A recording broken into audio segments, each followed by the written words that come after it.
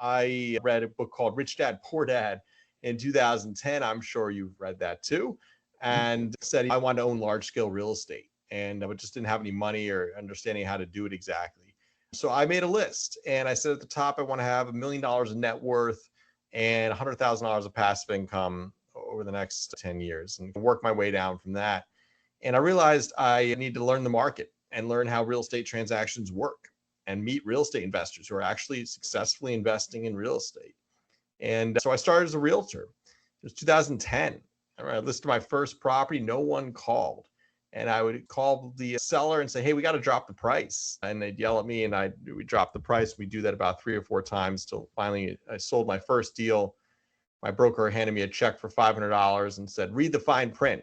At that point, I learned you got to work with people that respect you and treat you right. But it was a good experience because I had to learn short sales and REOs, foreclosure properties, because really in 2010, the regular stuff wasn't really selling. It was a terrible market.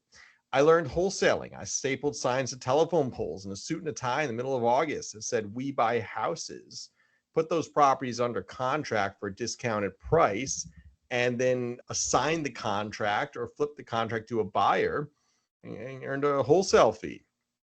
I earned commissions through short sales. I learned how to do short sales that a lot of realtors didn't know how to do. Hired a third-party negotiating company and would become really good at short sales. And I'd go to real estate networking events and find investors there and say, hey, I have deals. You could submit an offer to the bank and try and buy this property for a discounted price. The seller's debt would be erased. The buyer would get a great deal. I'd make a 6% commission. So it was a win-win for everyone. And I learned the market that way. Bought my first deal in 2012, a 5-unit in Newark, New Jersey for $135,000.